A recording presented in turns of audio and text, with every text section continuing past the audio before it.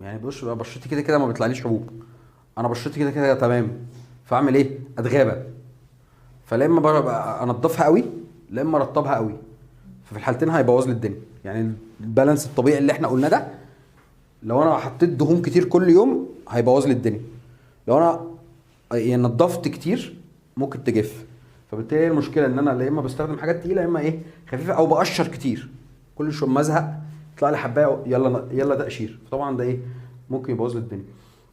لو انا عندي حبايه وانا عن بشرتي عاديه، ما تحاولش تبوظ وشك كله، عالج الحبايه بس. يعني انت لو في دواء معين للحبوب حطه على ايه، على الحبايه، ما تحطش على وشك كله، لان ده ايه ده ممكن يبوظ لك وشك. وبرده ايه تكمل الروتين بتاعك. لو انا بشرتي عاديه وبحلق دقني، لازم ارطب البشره، لان بيحصل التهابات بعد الحلق. يعني انت بعد ما تحلق دقنك حط شيفنج بالم، اللي هو يعني زي مرطب، ممكن حاجه فيها هيالورونيك، وتستخدم ايه عليها السان سكرين. تمام.